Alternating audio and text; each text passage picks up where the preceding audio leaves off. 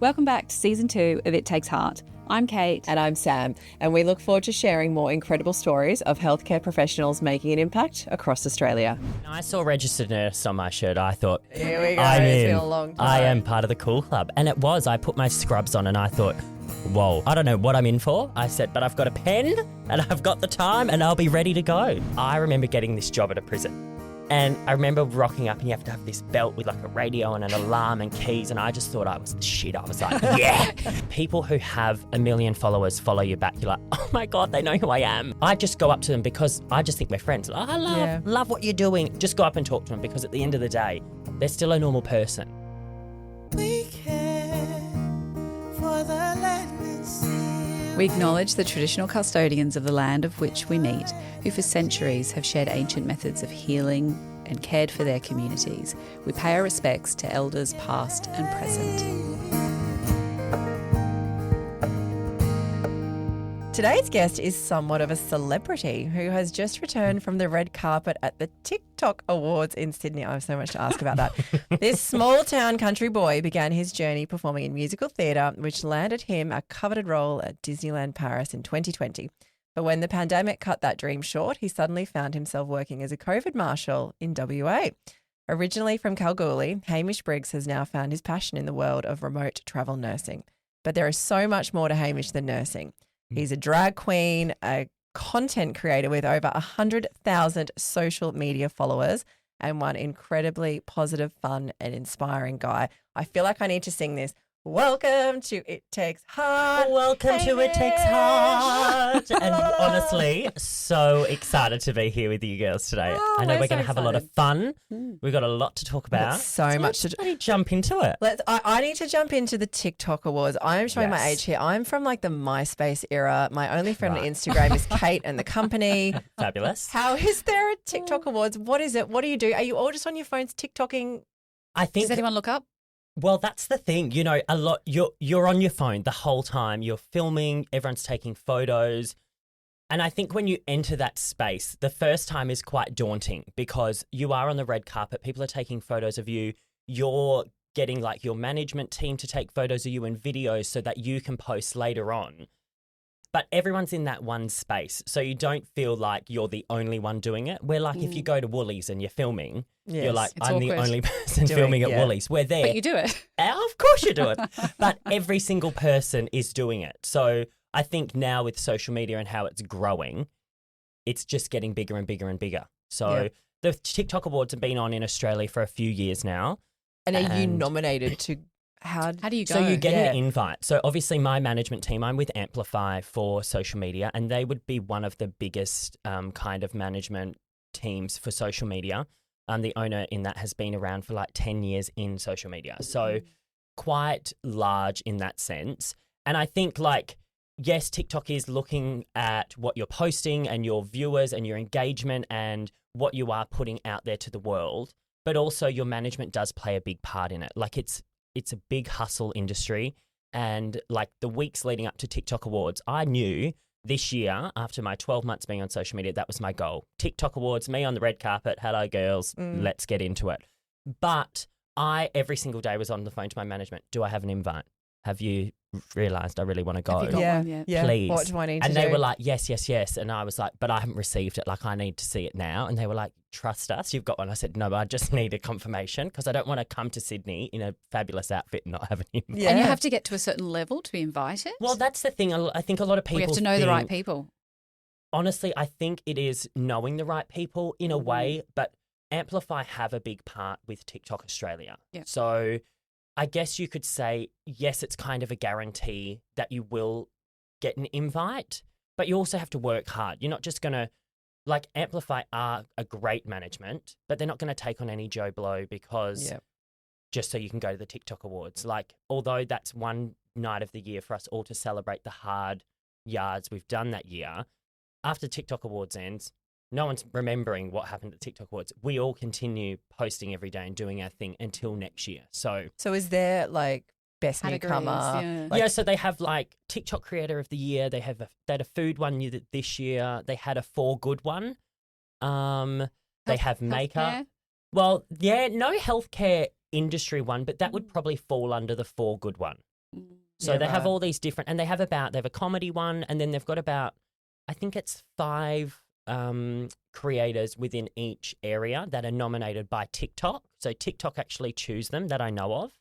And then it's up to that creator to post the living hell out of it so that all their followers and fans vote for them. So what you're saying is that you went onto TikTok and within a year you got here. So Yeah. we can do this. We could be at the podcast awards. Yeah. So hang maybe on, we are need we a going to the goal. TikTok awards or the Yeah. podcast awards? Both. We'll do Let's do both. everything. We're We'll going do to both. Yeah. Can All I right. ask, was there there's got to be one outrageous story from that night?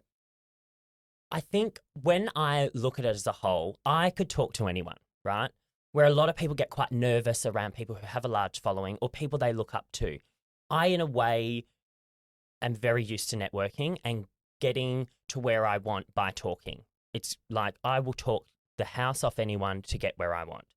So when you're following people and when they follow you back, it's always so exciting. Like when people who have 1 million followers follow you back, you're like, oh my God, they know who I am.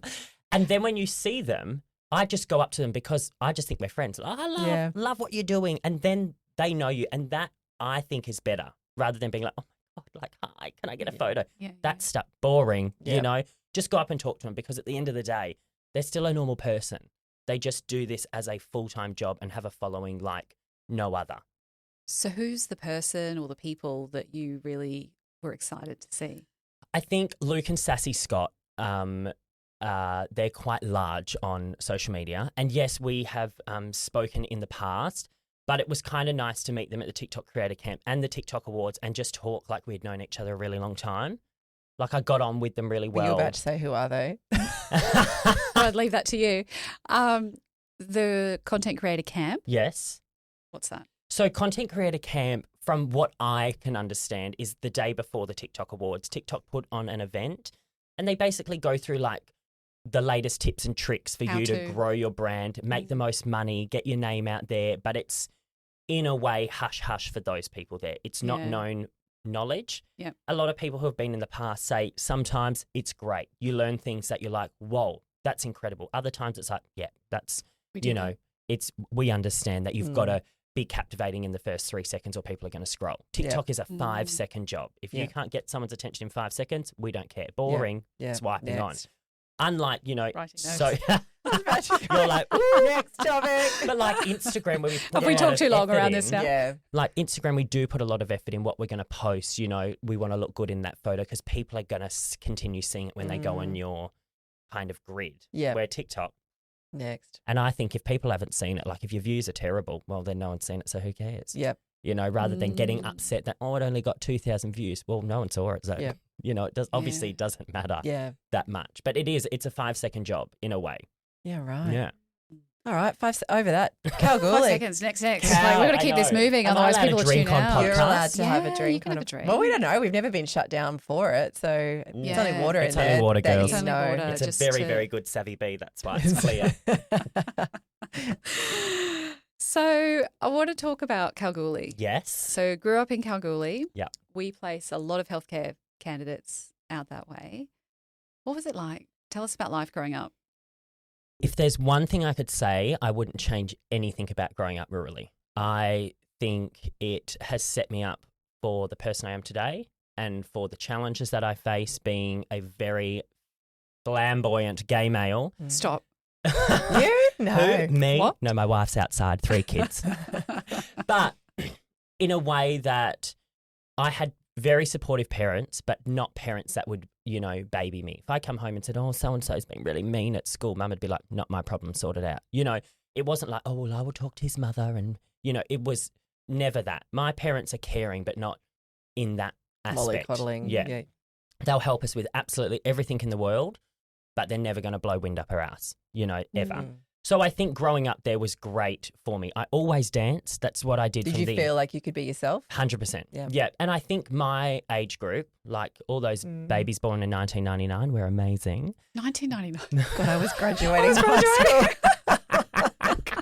I know it's hard to tell. We were getting our MySpace ready. And I was like coming into the world. Yeah, right. But do you know what? I think growing up, always dancing, I was always in the newspaper. You know, Hamish wins this trophy. Hamish is off doing this thing. So everyone in the town always knew me as the boy that danced. That's all it ever was. I tried football, hated it. You know what I mean? But Mum wouldn't let me quit because she said, no, that's bad sportsmanship. I said, Mum, I'm on the sideline, everything. Yeah. Like, they're not going to miss Sleep, out on bring me. the oranges. Bring the oranges, yeah.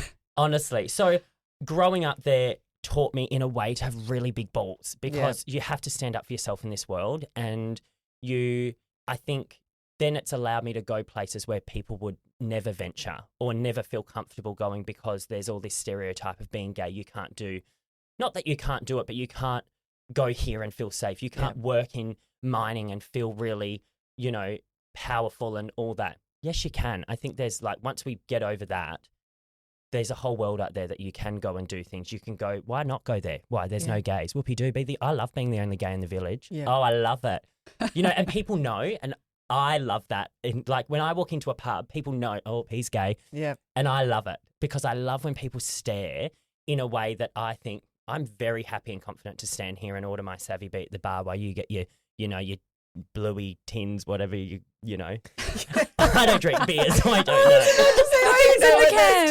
A Foster's? Is it a Foster's in a blue tin? Maybe, or like an emu export. Yeah, get an emu. Oh. A bush chook. A bush chook. I think a bush chook, a bin chook. And I think that's for anyone. I think you don't have to be, the only gay in the village for someone to feel uncomfortable going into a certain environment. I think lots of us just don't have the confidence, full stop, to go into an unfamiliar setting, whether it be the TikTok Awards or a really outback pub where there's locals everywhere. What was it, an emu chook? What was it? Bush chook. A bush chook. Sorry, I'm back on that. Is that a shot I need to get at the Christmas party? Can we get some bush chooks? No, it's like a terrible red beer. My brother drinks it. Oh, okay. I wouldn't touch it with a 10-foot pole, but. Can I ask then, Disneyland Paris? Yes. Obviously you just said you were always in the news. You were the dancing boy from Kalgoorlie. Was that the dream? The dream of mine was to be in stage shows. Yeah. So I obviously started dancing at 4.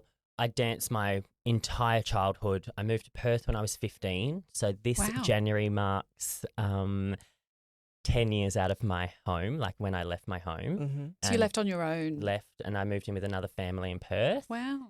From Kalgoorlie. So I've been out of home 10 years, but I moved to Perth. I studied full-time, and then I got signed up with Jeep Management in Sydney, and then I relocated when I was 18 and just hustled every audition, every job.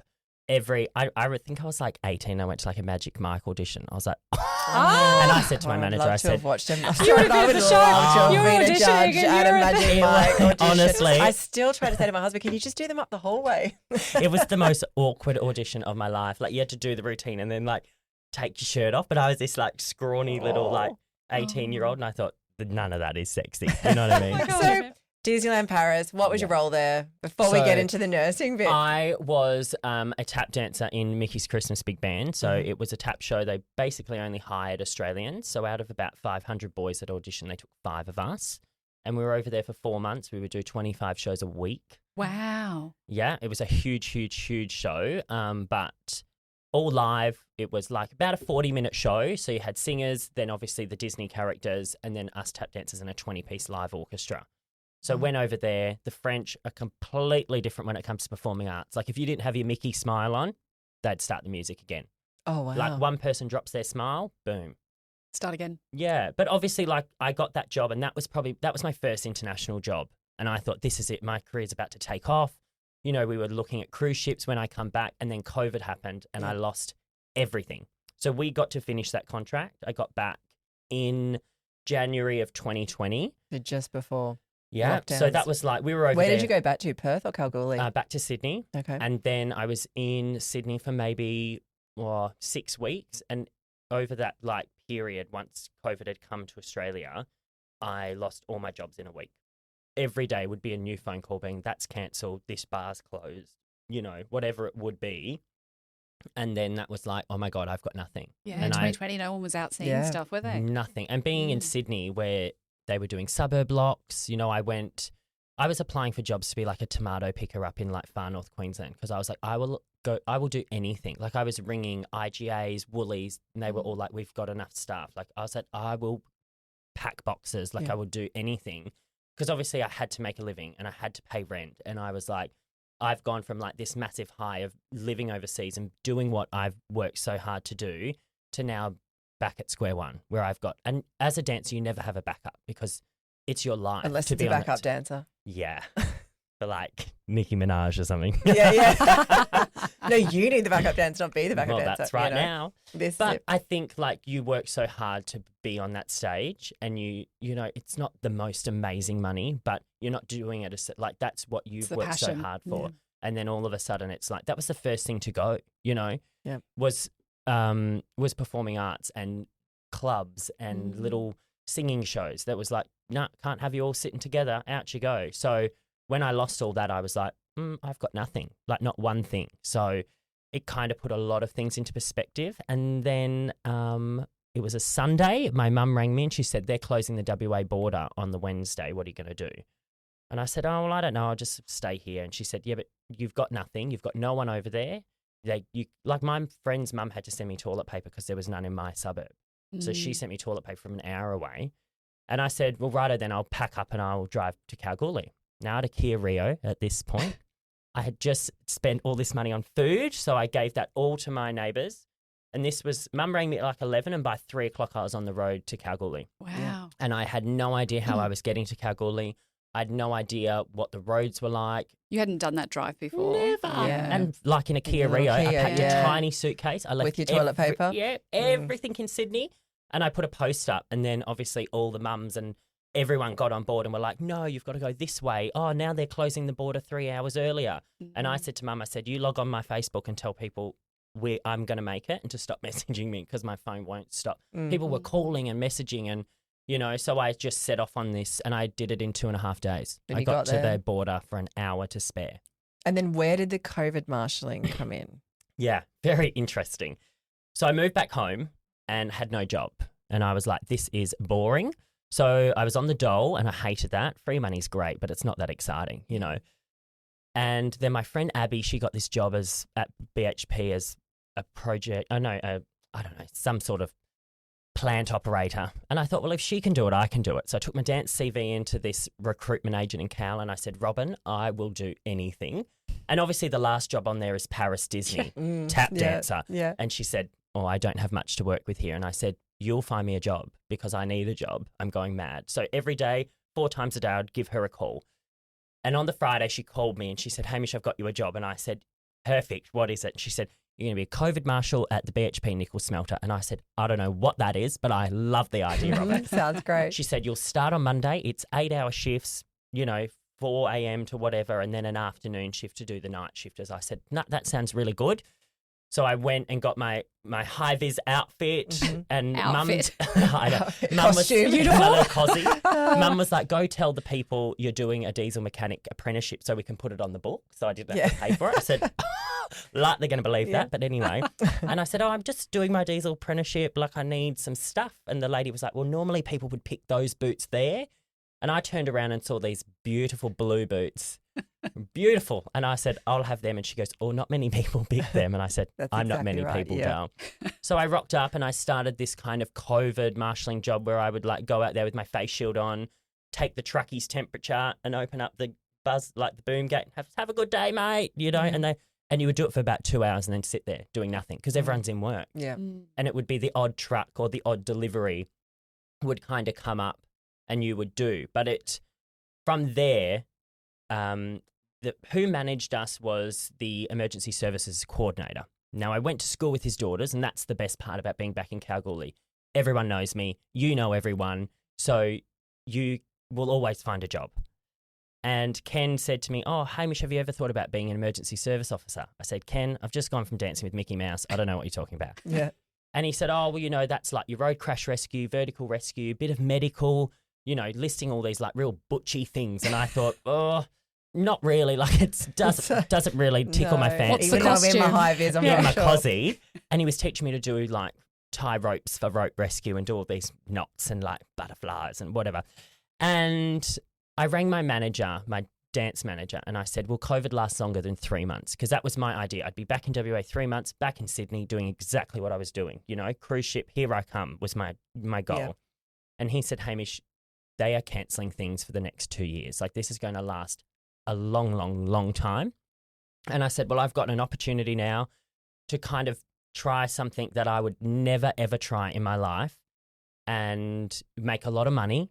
And he said, well, just do it. You're 20. So I was like, okay, I took my super out. I did my Cert 3 in Mines Rescue, which is like a 3-week intensive course.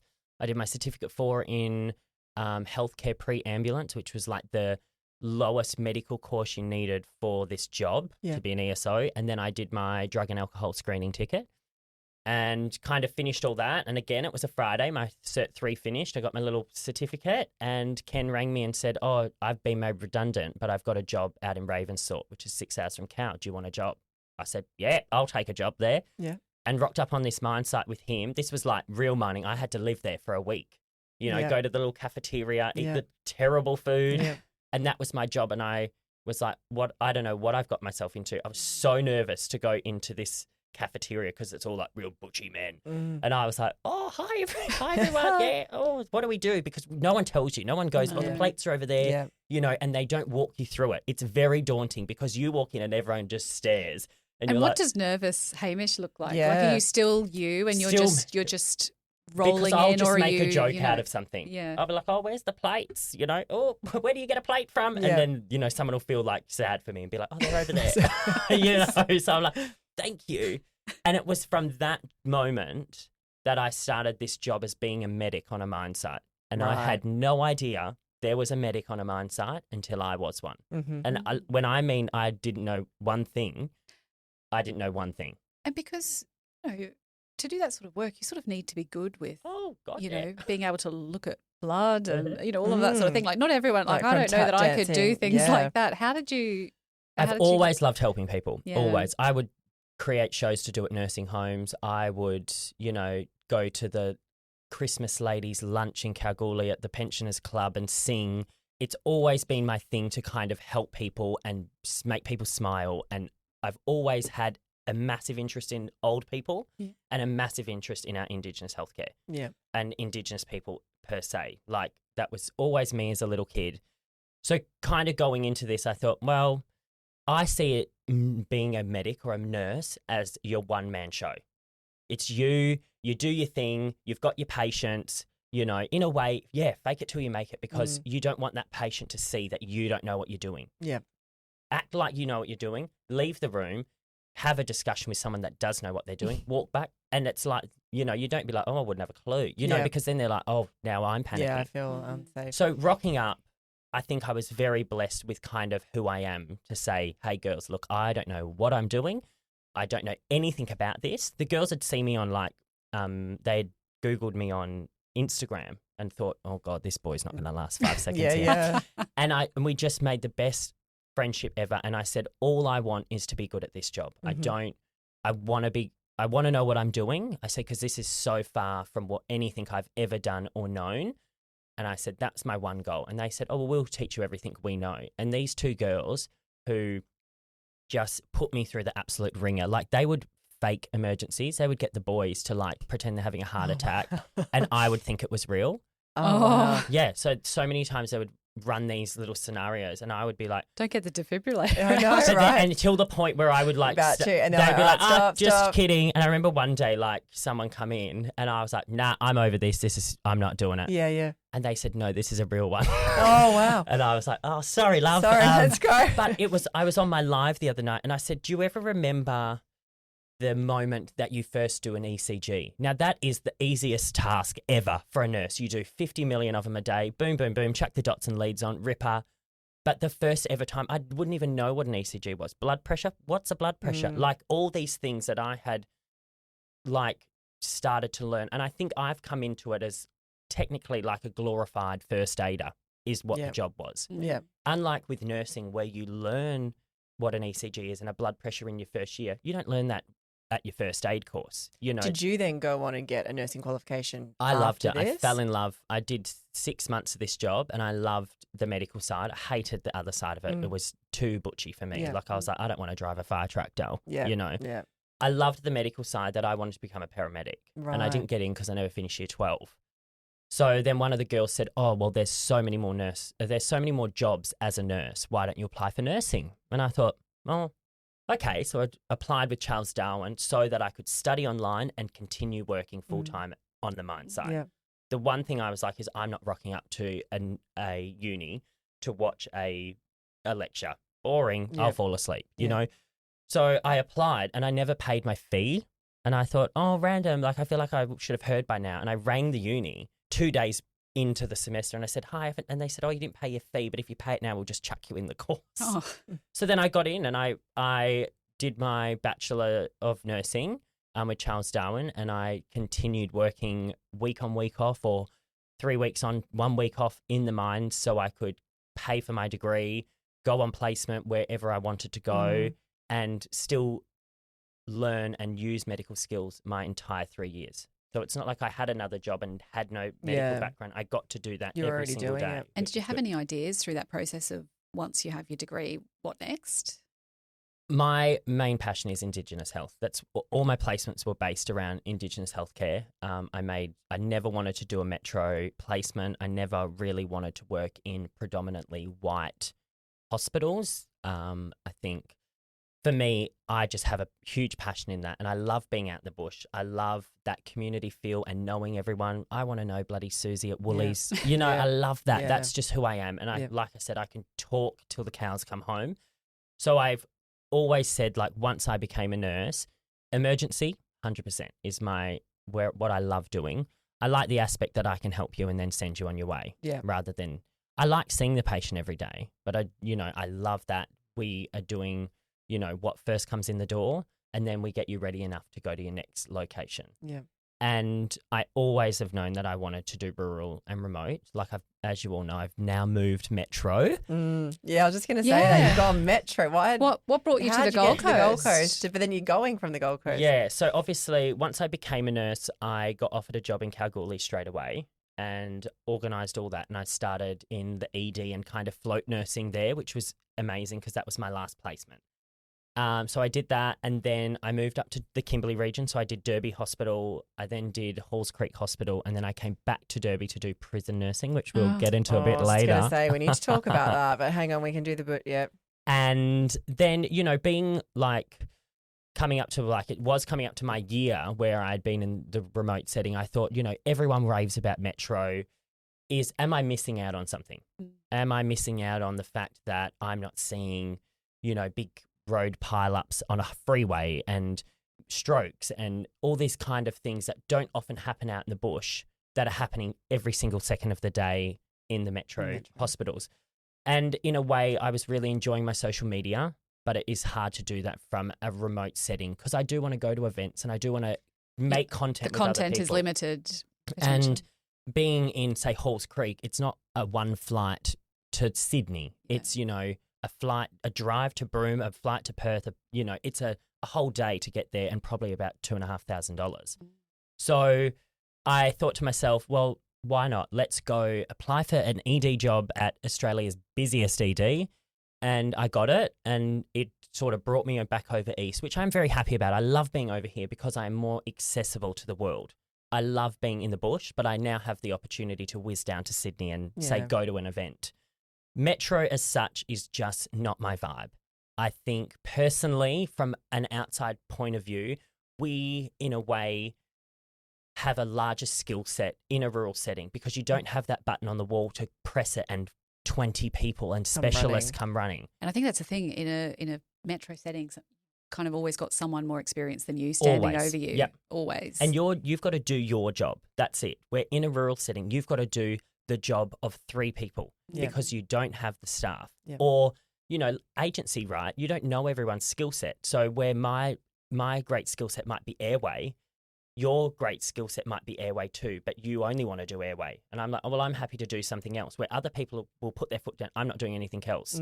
Where when they do the rostering for Metro, you're that role and that's what you do and you don't step outside that role. So I think we do have a larger skill set out in the bush. And that's what I'm missing Metro. And we don't have all the divisions of ED. You don't have a subacute. You don't have an acute. You have one area. You get kids, you get old ladies, you get really sick people, you get people who don't need to be there and could go down the road to the GP. You get that all in one day where when you're in Metro, you could be in subacute and that's your category 5s all day. People who could have probably gone to the GP but have come here, and I feel like I'm missing out on those skills where I'm using my critical thinking a lot more, or I'm being able to chat with the doctor on a phone rather than a doctor coming in, doing his job, and then they're like, right, he needs fluids. It's like, I would have loved to assess that patient, had a discussion, and then You can learn so Learn much from each so experience. now I obviously have the best decided of to both. kind of step down from my metro. And I know I've only been here like just under 3 months, but I sat down with myself the other day and I thought, what do I really love about my job? And it's my rural aspect. It's my connection with community. It's going to places people wouldn't normally go to. And it's putting myself in the deep end in a safe way. Yep. You know, I would never do something to harm someone, but I learn by putting myself in that situation to then be like, perfect. Like, you know, now I know the steps of this and let's discuss what happened and why it probably could have gone better, rather than starting at the bottom and working your way up, you know, over 2 years to get somewhere where I probably don't want to be, where I can go out and find exactly what I want. So, you know, and I think having my entire life on social media comes with a lot of hate and a lot of negativity around me moving a lot, but that's been me my entire life. Like I don't think I'll ever be somewhere permanently enough to call home. Like my home is everywhere, and I think I build the relationships everywhere I go that I can call someone from any town and say, hey, look, I need a huge favor. Can I stay on your couch? Sure thing, come past. Or do you know someone do you need nurses at the moment? Yep, we definitely do. So that's always, it was with mining. I used to move every 3 months because I would get stale. If I'm not learning, I leave. Yeah. Like I So don't that understand. travel nursing is almost like the ultimate role I for think you, being able to Yeah. like go around. We got to dive into Derby and Yeah. the prison work because, you know, I think that's a pretty adventurous role too, like even- pretty early on. Even location wise, you know, some people won't know where that is. Can you Yeah. paint a picture of where it So, is, what yeah, it for is, sure. what's it like? Derby is a small Kimberley town. If you know where Broome is, it's the kind of the most northern large town of Western Australia.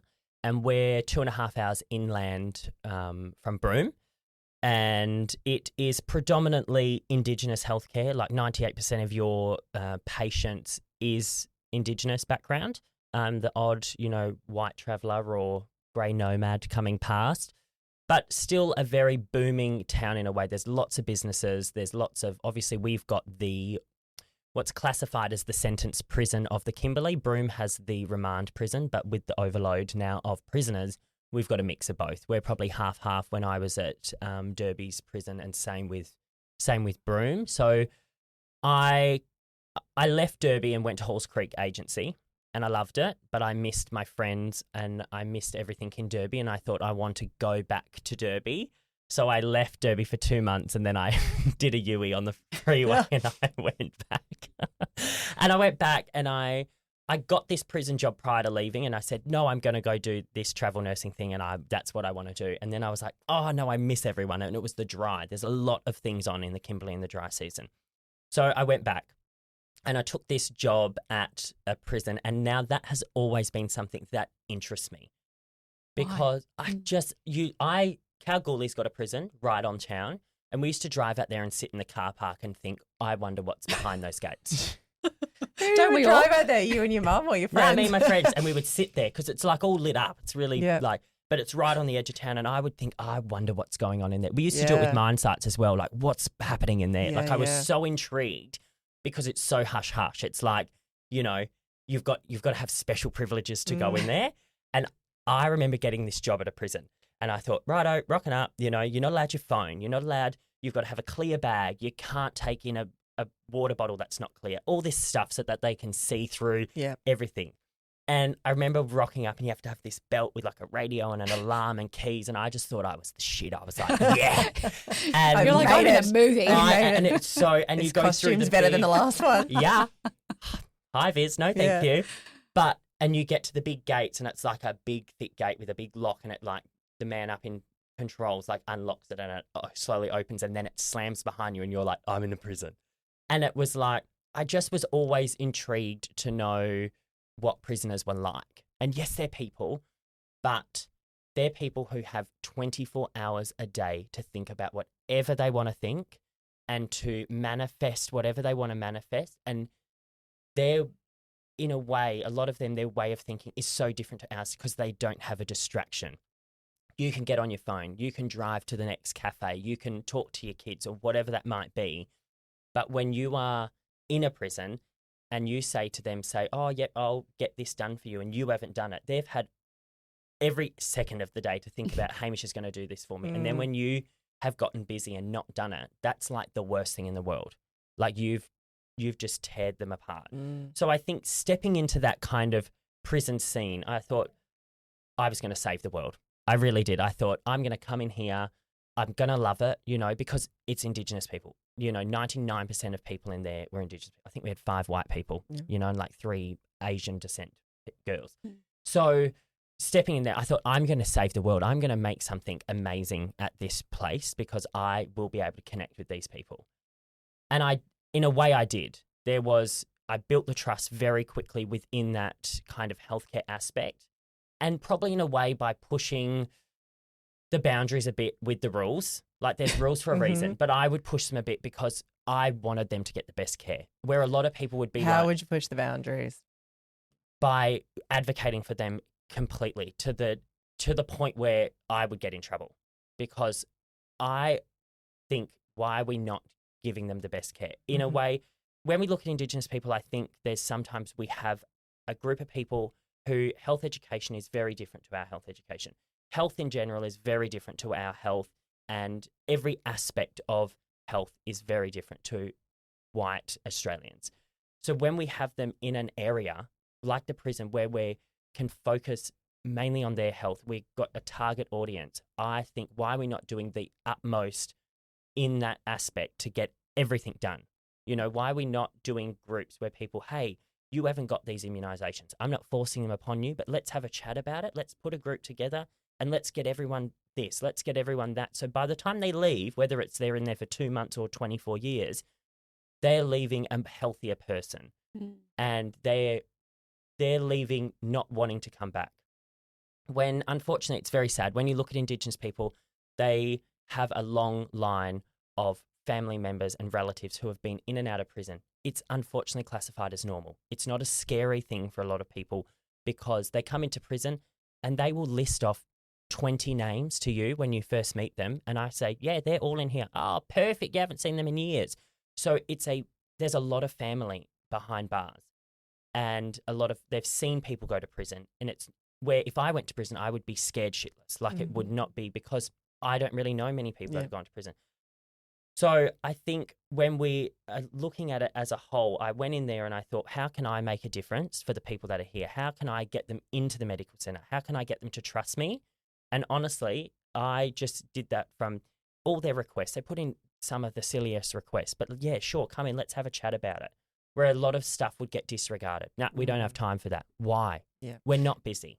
And so it's predominantly primary health care. It's Huge almost like a primary GP clinic and Massively. nursing. Who else are you working with? So we had, depending on the day, either 2 or 3 nurses, a mental health specialist, and then the nurse unit manager was kind of who was in, and then you had your ward clerks who did the admin side of things. So, and then obviously always an officer, and they would shuffle the boys in. You'd kind of do the boys in the morning, and then the girls. But it just depended on what it wanted. And when I built that trust with the people in there, it got to the point where the girls would only want to see me. Now, Indigenous health in females is like men and women are polar opposites. So to have that respect from the women to only line up at the front of my door or say to the lady nurses, no, I don't want to see you. And it wasn't the fact that, they weren't, didn't have the skills to do Indigenous health because they're not from an Indigenous health background. It's the fact they didn't build the trust. The girls were happy for me to do examinations and talk about, private issues that they're going through, or they would write me a letter and we would discuss, what they're going through, because I took the time to sit there and speak with them. It's that human element, isn't it? I think we've spoken to so many guests. And it is a human element. It's listening. At the end of the day, nursing is all about listening. There is so much we can do by just talking to someone, and then, all of a sudden, all that pain that you came in for is gone, because that's not the reason you came here. You wanted to get something off your chest, and we've done that. And I think, unfortunately, what I have seen in that space is there is a lot of people who chase the money, because it is exceptional money when you come into a prison. But you are working with a demographic who need you there every second. They want to be able to be like, I know Hamish knows what he's doing and I can trust him that if he says I'm only going for an X-ray, that's all I'm going for, because sending them out of the prison is a big ordeal. You know, some of these people have not been outside the walls in a long time. So going for an X-ray is like an excursion. Even though it's 6 kilometres down the road, it's not that exciting. But going back into a hospital setting, they don't get to go in like us where we walk. They're shackled, hands and ankles. That's when they realise they're a prisoner again. While they're roaming free inside the prison, kicking the footy, you know, having a yarn with the boys under the tree, that's great, you know, having a durry. But then something happens where, oh, you've got a specialist appointment, or we've got to get that finger X-rayed, buddy, because I can't do anything more if, you know. Then, you know, in comes all the things, and you see it in their face drop that, oh, I've done bad things, you know, and that's why I'm in here. So I wanted to understand what we could do better in that kind of healthcare aspect, but also just that human aspect. And I think, although the job wasn't that exciting, I think if I was ever to go back into corrections, I would want to do like a kind of future planning role where I get to speak with them inside prison and then outside. I loved hanging out with them. Like, it's sad to say, but I would classify some of them as really good friends if I saw them on the outside. The people that and I know they've done bad things, but you push past that. You can't judge someone on what they've done, because I get to read what they've done, you know, for my own safety benefits when I am consulting someone. But in a hospital, when they come in their green outfit and officers, you don't know what they've done. They could have robbed a bank. They could have done something catastrophic. You don't know that. You treat them and present and, you know, treat the factors that they're presenting with, and that's all you do. You don't go, oh, what have they done? Because I'm now going to change how I act. So, you know, having people who have lit schools on fire or people who have murdered people, they're all people at the end of the day that need healthcare, that have issues, and that want the best, you know, outcome for themselves. So I remember the girls said to me, they said, Hamish, we're all getting fat. And I said, yeah, girls, you know, your boyfriends won't like you in your bikini when you get out after 6 months and you're eating the prison food. Yeah. And they said, well, we're all getting fat and we don't want to. And I said, righto, well, let's start a jazzercise class. So I started jazzercise. I was actually going to say, were you putting on shows? Yeah. So I started jazzercise class Saturdays and Sundays for the women. Did anyone go other than you, or you did get a? I made sure they were there. So I honestly just approached the assistant superintendent and I said, hey, look, the girls think they're getting fat. I think it would be very beneficial to get them up moving because they're just sitting. Let's do something. Let's get them out in the sun, put some music on, have a good giggle, have some fruit after the class. And that's basically what we did. So Saturdays and Sundays I would go, now I'm not a jazzercise teacher, girls, but I said I've got the background of a dancer. Yep. I've come from Paris. I will move around to some music. And I said, girls, you put in your song requests and we'll dance. And they loved it. You know, getting up, laughing, them all being in that kind of like fun. And we used to crank the shit out of the music. Yeah. I said, because Unit 3 was like the locked boys unit right on Unit 4. And I said, now our one rule, girls, is we got to crank the music that loud so the boys would get really jealous. And then when I do med round, they'll ask me what the music was and I won't tell them. Did you end up with the boys jazzercise class? No. The boys got a lot inside prison. They got football and basketball and heaps. They got to go to education, where the girls, unfortunately, are segregated in their unit. And I felt really sorry for them because they weren't doing much. You know, they had a garden, whoopee-doo, you know. And they wanted more. And I said, well, I will, if you girls come, I will put this on. But if you stop coming, class is cancelled. You know, you got to put in as much effort as I'm putting in. And it started really high and then, you know, slowly weaned off until it got too hot for them. So let's go from like jazzercise to drag queening. Yes. Like, first of all, what's your drag queen name? So my drag queen name is Savannah Blanc or Savvy B. I believe we didn't Savvy get B. some We didn't get some Savvy B for that. We've just given you that water, that town water over there. That's okay. It's Brisbane water's quite nice, actually. When did the drag shows start? And is it a one woman? One woman. I was about to go one woman. Yeah. I mean, drag started when I was 18 in Sydney. I thought, I'm going to give that a whirl. And my drag show started when I came home for COVID. So I came home in, say, like March of 2020 and started this, you know, that mining, you know, adventure. And then by October, I said to my friend, I said, I want to put on a drag trivia. Why not? And she said, yeah, do it. And I published the tickets and it was, no joke, sold out within about 20 minutes. Wow. And then I had to ring the venue and say, can I add on some more tables because we're completely sold out? And they were like, yeah. Now that I do my shows, so I now do a proper cabaret. So we've just sold out Derby and Kalgoorlie this year. And is your vision to go to like Derby, work as a nurse and do your shows while you're there? Is that? I think it's a lot easier if you go there and you meet the people and you make that connection within the town. Derby sold out in 5 seconds because You knew them. Yep, and I made sure I was very well known in the town in terms of providing healthcare and getting out and about and doing things. So then when I published tickets, it was like, oh my God, everyone will get around something and support it because it's unusual. Drag queens don't go to Derby. This one does. This one does, yeah. Well, that was the question, right? Yeah. It's like, is that there loads travelling through, or you're it? No, and I think that's why I love it. Why not push the boundaries? At the end of the day, if you don't, we're selling tickets. The tickets aren't cheap. They're $70 a ticket. For the show. People who don't like drag or don't like gay people are not paying $70. So I think whoopee-doo. Like if people at the pub go, oh, you shouldn't be here. I say, sorry, love. So show's sold out. Can't get your ticket.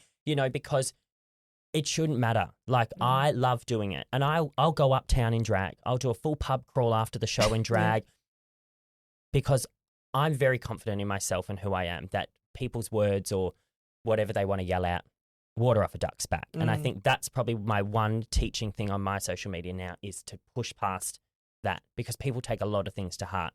And I think the sooner you get rid of that, the sooner you will be like, I will feel very confident, doing a travel nurse contract out to Whoop Whoop as a gay man or going here and not having any friends and, walking into the pub being like, hey, I'm new, what's there to do here?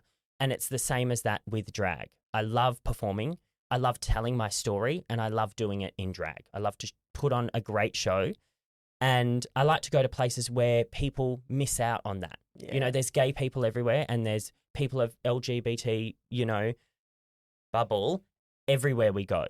And they enjoy it because they miss out on a lot there. You're not moving to Derby to find a husband, unfortunately, because it's very limited. But I can go there, be very happy with what I'm doing and say, hey, look, why don't I bring a drag show here and we put it on at the pub and we have a great night. And that's exactly what we did. And it blew up. Like I was on the phone with the girls while I was on the train. They said, oh, so when's the next show coming? Like everyone's talking about it still.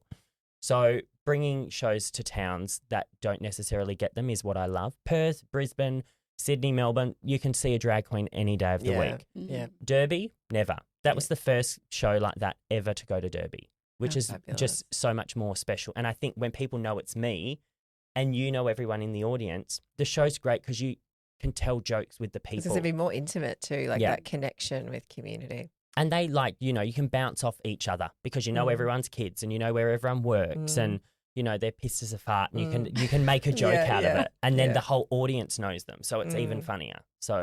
And you're going to keep doing it into 2025? 100%. I hope so at the moment it's me and I hire my two friends from Perth and we do like a 3-person show. It's mostly me. And then they'll break it up with solos and duos and we'll do group numbers so, I can have a break and it's not just me. But so for the end of 2025, I would love to have my own one-woman show with a 3-piece band and it be about an hour cabaret. Yeah. And we'll probably start with the bigger cities per se, just to get it out there and then take it. Because obviously traveling with a band is very expensive. So... And I think that's what people need to consider. Like if a ticket's $70, it's not $70 that's going in my bank account. A show is a lot of money to put on. So doing it rurally where nothing happens. So a $70 ticket is like, but in Perth where they could probably see a show similar for $40, they're like, oh, well, why would I go? So you need to get people to understand why they should come and pay that money for your show. So for the end of the year, that's what I would love. Yeah. A little one-woman show. So a bit of travel nursing in between? A bit of travel nursing, and we've got our first contract with you guys. It's exciting. Welcome to the community. Welcome. I just want to jump into finding love in the bush because I know you've done like a part A and a part B on, Yes, finding love in the bush. A lot of our younger nurses will talk about that. It can be hard. It can be very hard. And I think it depends what you want to find. Sometimes you've got to put on, I call them your bush goggles. You're not where people, I do have to say, people in the Gold Coast, gorgeous, absolutely gorgeous. Where you head out bush and sometimes you've got to just put on your bush goggles a little bit because they're a little bit rougher. Yeah. They might be due for a haircut. Yeah. They might be due for a shave. So you've got to put on your bush goggles a bit, and people do become quite gorgeous once you've put your bush goggles on, and then you might feel like, going out for dinner with them. But you've got to remember, dinner places are very limited. Yeah. So if you're going on a date, the whole town knows. Yeah. Yes. They're all seeing you at the pub on that Yeah. cute date in the corner having, Friday night chicken palmy special. Yeah. Yeah. So I think in terms of the gays, very limited gays. You do get in peak kind of dry season when there's lots of backpackers of such, because they all There's going a lot up of there. events that happen and Lots pop of up in dry events, and season. everyone's up doing their rural work to Yeah. extend their Yeah. contracts Yeah. to stay in Australia. So you will get your influx of people then. People who are just in the town, it's very limited, unfortunately. And do you know what? For some people, that's okay. And that I'm one of those people. Like, I'm not out there looking for love. I'm loving doing my own thing at the moment. But for people out there looking for love, it can be It's a challenging. We consideration. might need to give in our merch packs some little cornerstone bush goggles. Bush goggles. Just Got to as a put your little bush goggles on, reminder. girls. That's what I would Yeah. say. Let's Yeah. talk social media. Mhm. You're about to hit the 100,000 followers Yes. by Christmas. We're hoping That's the that was plan. this, yeah. Mhm. So So by the time this goes by the time this goes live, you'll yeah, be we'll well be at over. 110,000. You'll be, Well yeah, you'll be over. well. We Yeah. won't even be talking. We're like a No. distant memory, which probably would make you a minor celebrity, I imagine, like at that point. I would Like, hope so. really? Like- I think people are beginning to realise who I am, which is great, because I love talking to people in that sense. I love when people come up to me and say, "Oh my God, I know you from socials," or "I really love your videos." And, getting into social media was one video saying, "Today's my first day as a nurse and I am so excited." And I think it blew up because no one is excited about nursing.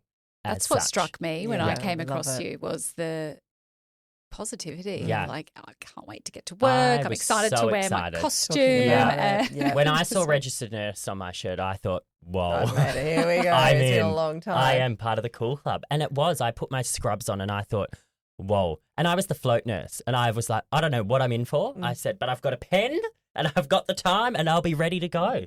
I've got my little phone. Hello, Hamish, the float nurse. Yeah. And from there, it just took off. People were interested in why you get the, give it 2 months and he'll hate nursing. And it's never been like that. I've never hated it. And I think I've never hated it because I in myself have the ability to move around. If I start to begin that I'm going to hate it, goodbye. Next. Let's go to the next adventure. Yeah. When I saw registered nurse on my shirt, I thought, whoa. Oh, man, here we go. I'm It's been a in. long time. I am part of the cool club. And it was. I put my scrubs on and I thought, whoa. And I was the float nurse. And I was like, I don't know what I'm in for. I said, but I've got a pen and I've got the time and I'll be ready to go. Person and being able to kind of go from place to place and start again. I love that. I love being the new person. Oh, I love it. Meeting everyone.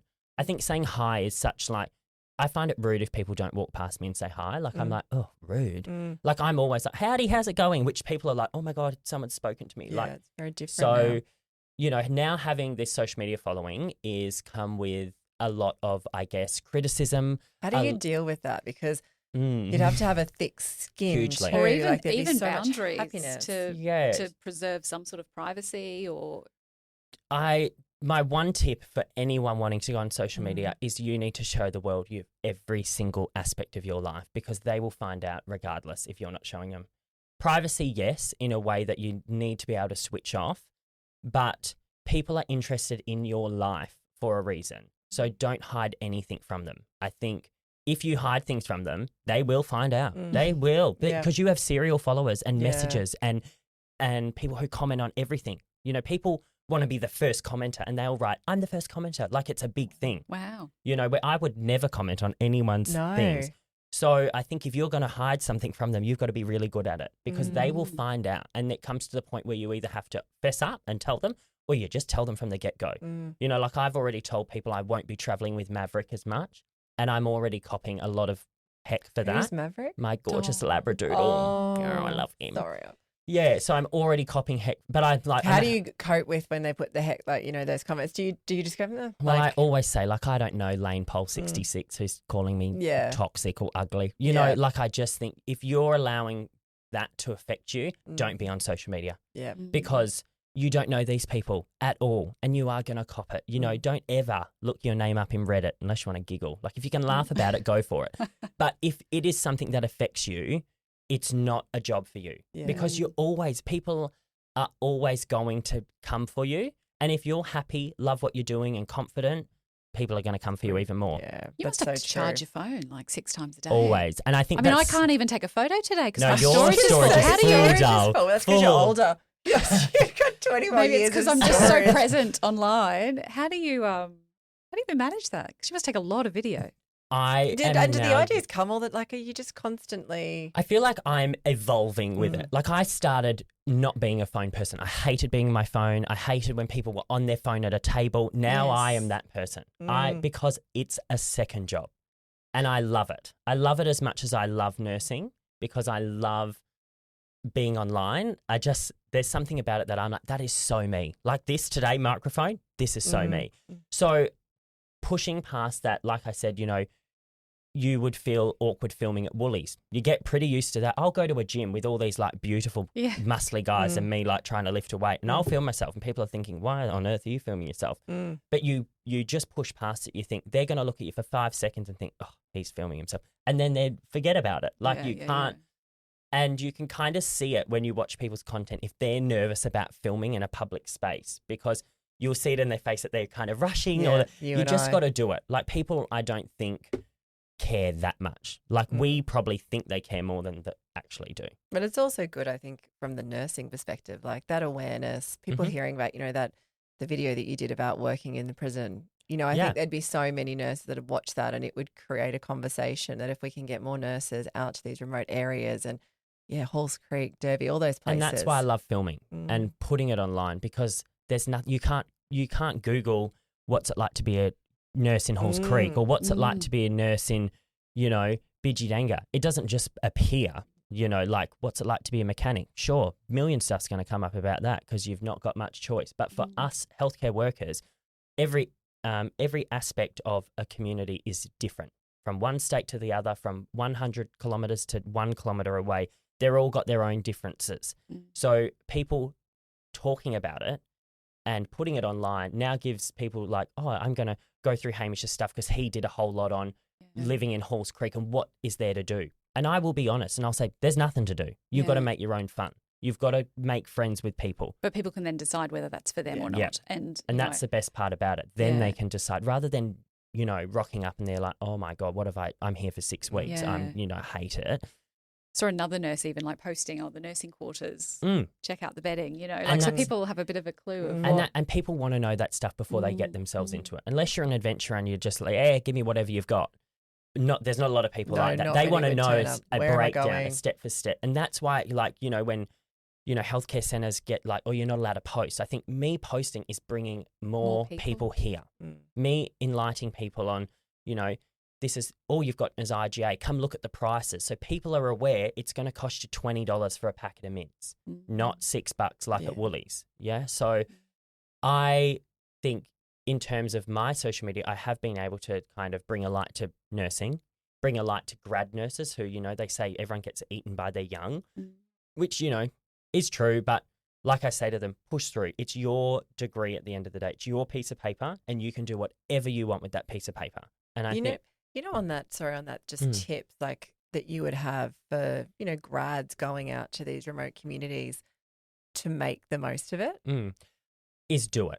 And I think is getting used to not having a lot because you don't have a lot out there. You might not have a gym. You might not have safe streets to walk around. And that's the real aspect of it. Some of these places are very dangerous. And they are very dangerous for, unfortunately, women. I feel very safe as a man, even though I'm a gay man, to go to these places because in Indigenous communities, I don't feel like gay is an issue because there's a lot of trans people and there's a lot of kind of LGBT aspect of their beliefs and culture, where for women, I think it is very, very different. And having the ability to explain to someone where you're going is going to be great and you're going to learn some skills you're never going to learn anywhere else and see some things you're never going to see in white healthcare. But the aspects of it are you might be bored out of your brains. There's one shop, that closes at 3 p.m. So get in quick. And then, if the truck can't come, well, the truck can't come. And some of the places you go might be quite dangerous. So learn and listen to what the people are saying. Never be a legend. That's my No one's a legend. That's what I tell everyone online. No one is a legend. If you think you're a legend, you're already in the wrong boat, because you got to go there and learn from the people that live there every day. And if they say, don't go there, don't go, oh, why not? Don't go there. You know what I mean? Don't push the boundaries, because that's when bad things will happen. And I think there's so many beautiful places to go to, so many people that you can touch and help. And I think just having a little bit of understanding on what you're getting yourself into prior is going to help you in the long run. And I think us, people who are on social media, like Indy and all those other great nurses on social media, we have the ability to post it and let you, like, just a bit of intel is better than nothing. Absolutely. So I guess where to now? Yeah, that's the exciting what's question. What's the 2025? 2025, I feel like it's going to be a very busy year for me. Yeah. I'm feeling busy already. Staying on the Gold Interesting, Coast? So I would like to reside on the Gold Coast. I've changed my metro to casual, which has all happened already. So that starts basically when I start my contract with you guys, which I'm going to Cal in South Australia. So that will be exciting. So I am planning on, obviously, now that I have the ability to kind of say go to a contract for 6 weeks, have 2-3 weeks off, I can push my social media in a way I want to push it. Although I'm very healthcare based, I would like to push it in a way that I'm more of a household name, is where I'm kind of directing my socials as well. And I think just getting out there, I would love to start my training for RAN nursing. I think that's my calling, out in the bush, Although hospital nursing is fabulous, I love being out in the bush. And so that's kind of where I want to end up, is doing ranning. And hopefully, like, long-term goal would be RFDS. That's the kind of big picture goal in terms of healthcare, because then I can fly anywhere. Yeah. Here, there and everywhere, which is, but I honestly, I feel like 2025 is going to be busy. And I already feel better about kind of leaving that metro space and doing something that I'm happy and passionate about. And although that was nursing, but it wasn't my type of nursing. My type of nursing is in smaller places with predominantly Indigenous people and doing that aspect of my job. So that's kind of what I've got in store for 2025. I love that you try things, though. I feel like you need to only try it live yourself, once. but you need to then know. And that was what Metro was about. I gave it a good crack. Yeah. And I don't feel like it was a waste of time moving, because I love being over this side of the world. Like I said, I can go anywhere now and I can fly to wherever, where if you live in Derby and do a contract from there, it's very tricky for, you guys to be like, yeah, we'll get you Pop somewhere. over Like, and it's let's do a podcast. Yeah. Exactly. And now I have the ability to, like, I just sat on the train and come. Like, it was wonderful. So I don't think it's been a bad move. It's opened my eyes up into kind of where I want to be as a nurse. And I've met some great nurses at the Metro Hospital, and I think I have inspired a lot of them to go and do bush stuff, because I speak about it all the time. And they're always like, I don't know if I'm ready for it. I said, love, you've been at this hospital 8 years working ED. You're ready for it.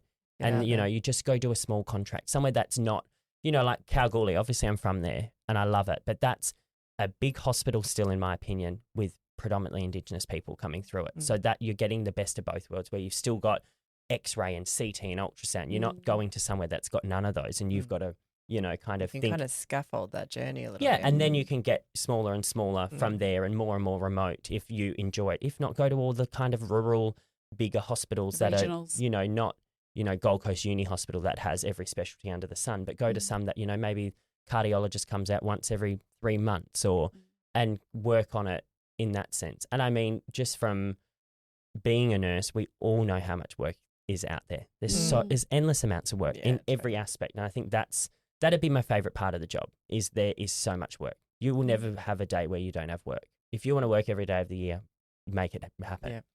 So that's a great part. And I think for grads getting out there, always know that if you are not enjoying what you're doing, don't push through. I always say, why push through and because everyone else says you've got to do it. No, think outside the box. How am I going to make them hire me? You're going to write a bloody good cover letter. You're going to tell them why they should hire you. You've got to hustle at the end of the day. I always think the job is not going to find you. You've got to find the job. So, and a lot of people say, I hate working, say, Gen Med. Okay, well, figure out how you can get out of Gen Med, say, in 3 months. Yeah. You don't What's just the go stepping cold stone? turkey and then have no job. You need a job before you quit your next job. That's how it should work. Need to talk to us and we'll help. Exactly. And like there's so much work out there. So I think just give it a go. Like if you don't give it a go, you can't say you just have no words to speak about it. You know, you've got to give it a crack before you can have a whinge or say you love it, really. Fantastic. So look, with every episode, we're donating to a charity. Yes. Where are we donating for you? So I had a thought about this, and we have like, I don't have a foundation yet. No, but we are going to go with the Royal Flying Doctor Service.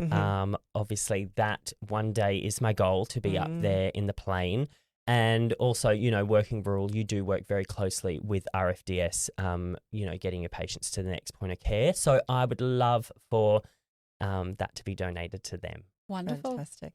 Hamish, thank you so much. Thank Honestly, you. we could have sat here and talked to you For hours. I feel like we're going to have to do a part A and a part B. I'm full of I feel like I had to stories, keep like, oh my God, I've like, there's so many things. Stop asking You've these lived a questions. life for 24. I Yeah, know, it's incredible. been a busy life. It's incredible. But we're not slowing down anytime soon, that's for sure. No, and you are so inspiring. I you. know there's going to be so many people that hear this episode and just the energy, the positivity, like you are literally a ray of sunshine. Aw. And thank you so much for thank making you. the trek up on the train. I probably wouldn't have done it.